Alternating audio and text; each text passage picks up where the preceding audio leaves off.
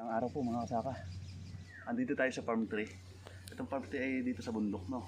May mga tanim-tanim saging, kape, ginubat na kasi hindi natin maasikaso. So, yun nga.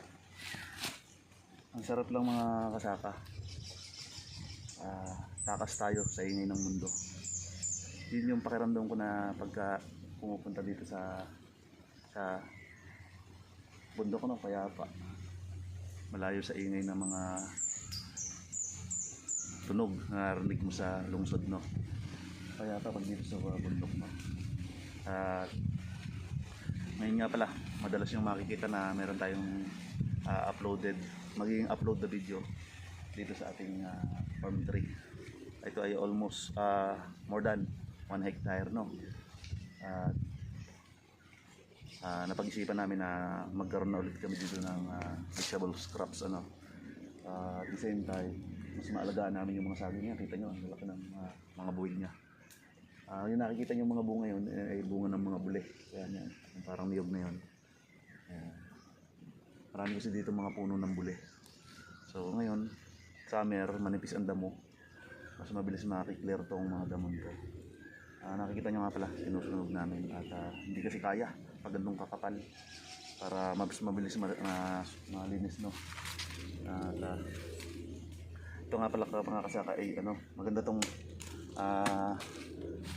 lugar na to kasi dito kapag kita dito yung overlooking ng Laguna Lake. Medyo siguro sa mga kikita nyo sa mga previous videos ko mga kasaka ay napakita ko sa inyo na ito ay overlooking ng Laguna Lake. So may mga puno kasi dyan kaya hindi ganong kita, pero pagka nandito ka in person makikita mo talaga yung Laguna Lake.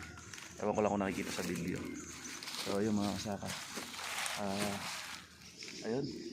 So may mga ilan-ilan na tayong ma-harvest dito na ulit na saging kasi parang last 2 weeks or last 2 weeks nga ay naka-harvest tayo dito, no. So yun, lang tayo, linis. Bali dumating kami dito ay alas 7:30, ganun. Uwi rin kami mga 3 hours, papawis ba. Kaysa naman sa masayang yung oras natin, pinawisan ka na kapag linis ka pa ng iyong properties, no. Ay mga kasaka, patuloy po tayong manalangin. At malalapit na ang pagbabalik ng Panginoon.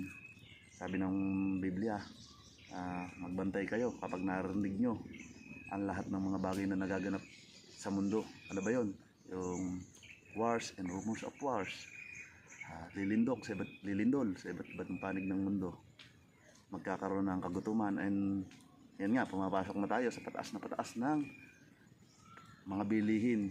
Dulot yan ng gyera sa pagtaas ng mga langis, ano. So kasunod niyan ay pagtaas ng bilihin. At pagtaas ng bilihin, maraming farmers ang hindi kayang i-sustain yung kanilang mga gastusin sa pagka-crops nila, sa pagtatanim. Even sa livestock farming, yung mga feeds, mga necessity na kailangan sa farming is tataas.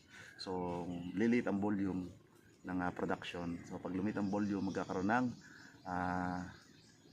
short supply ng mga necessity natin sa pang-araw-araw, no. So yun, pag lumiit, kasunod niyan ay magkakaroon ng mataas na presyo kasi low supply and demand ang sistema ng ating kalakalan.